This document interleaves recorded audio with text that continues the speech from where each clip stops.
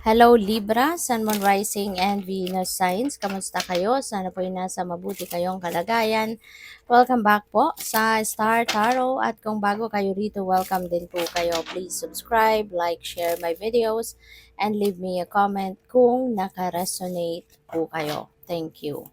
So, first card ni Libra, we have protection. Ayan. So, you are being reminded na you are divinely protected. Kaya wala kayong dapat na ikabahala. Wala kayong dapat na ikatakot. Do not fear anything because laging nandiyan dyan yung inyong spirit family to support you, to protect you, and guard you. Okay?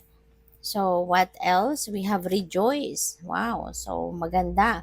Maaaring merong mga magagandang kaganapan, magagandang pangyayari na magaganap sa buhay ninyo sa ngayon. Kaya magiging, you will be feeling blessed, no? And you are going to rejoice. Talaga. So, napakalaki ninyo, napakaganda, no? So, what else? Study, Libra. This could be the time also na magfo-focus kayo on expanding your learnings, expanding your studies. Maaring marami kayong bagay na you are curious about at yan ay pag-aaralan ninyo, ipag-research ninyo, pwedeng ganon. Ang iba siguro sa inyo sa ngayon, baka bumalik sa school, formal schooling, or po pwedeng um, maaari na ang iba sa inyo is baka nagre-research or baka nag-aaral online, no? Pwedeng ganon din ang ganap dito for some of you.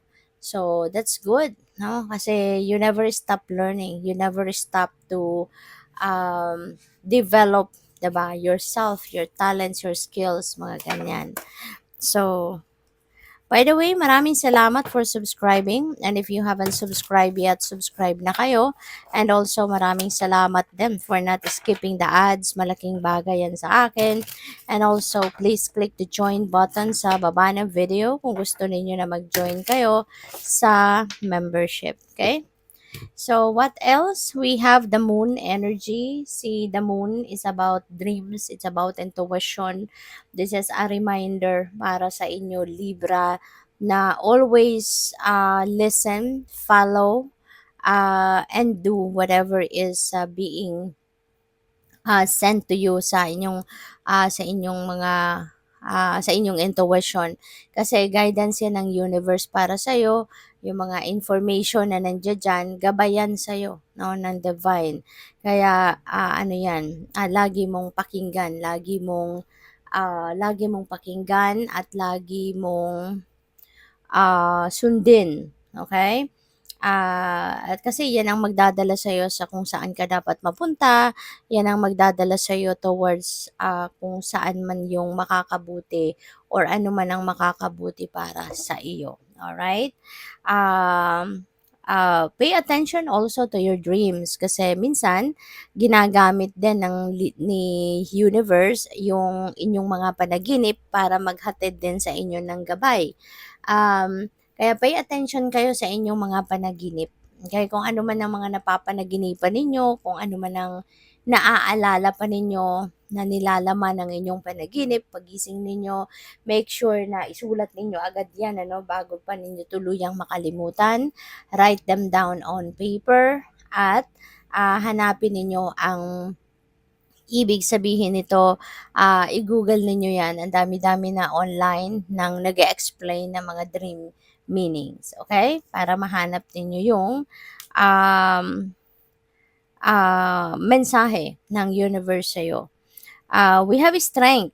Ayan. So, lakasan mo lang yung loob, Libra. Huwag kayong matakot tulad ng sinabi ko kanina, 'di ba, sa protection card.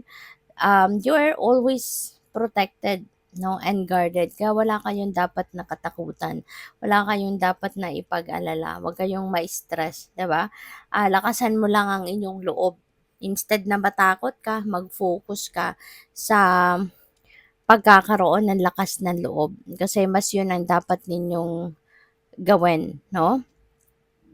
And pwede rin, no, na paalala din ito sa inyo na kung ano man ang mga pinagdadaanan ninyo sa buhay sa ngayon, ano man yung mga challenges na pwedeng nararanasan ninyo at this time, don't worry. Okay? Don't worry kasi kayang-kaya ninyong harapin yan. Lakasan mo lang ang inyong loob, tibayan mo ang inyong dibdib, at kayang-kaya mo yan. Okay? Always remember na hindi ilalagay ng universe sa path mo ang challenges, problema, or man difficulties na hindi mo kakayanin. Kaya wag kang mag-alala. Okay? We have Page of Swords. Maraming impormasyon talaga ang dadating. Pwedeng related yan sa inaaral ninyo. Maaring you are also curious about something. Kaya pwedeng marami ang dadating na mga impormasyon sa inyo. Maraming dadating na mga pwedeng balita, pwedeng mga impormasyon, detalye na related doon sa dinidiscover mo, inaalam mo, or inaaral mo. Okay? Pupuwede rin na meron ditong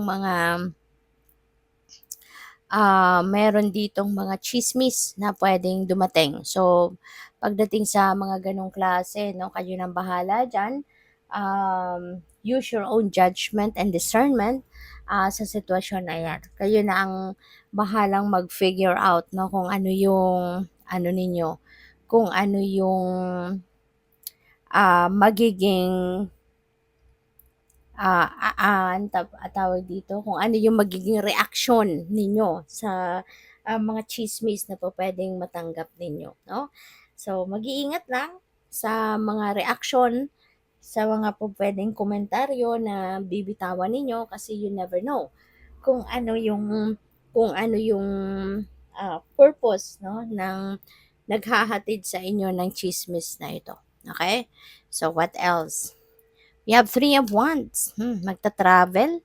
Si Libra, pupuwede ang iba sa inyo magta-travel pa sa kung saan lugar, para na makapag-aral or para na makapag-research or para na ano, mahanap ninyo yung um, mga impormasyon or detalye na kailangan ninyo, 'no? So, pupuwedeng kinailangan pa ninyong mag-travel. Or yung travel na 'to could be related to adventure, pupuwede naman na related 'yan sa pupuwedeng related sa adventure, pupuwedeng related sa, anong tawag dito, pupuwedeng related sa adventure, pupuwedeng related sa pasyal or expansion, baka mag-aaral nga kayo sa ibang bansa or pupuwedeng magtu-tour ang iba sa inyo, yung gano'n. But this is also a lucky time 'no, kaya maaari na yung mga pagta-travel ninyo 'to could also, excite you kasi pupuwedeng, dito niyo rin mahahanap yung mga, bagay-bagay na talagang magpapasaya sa'yo, 'di ba?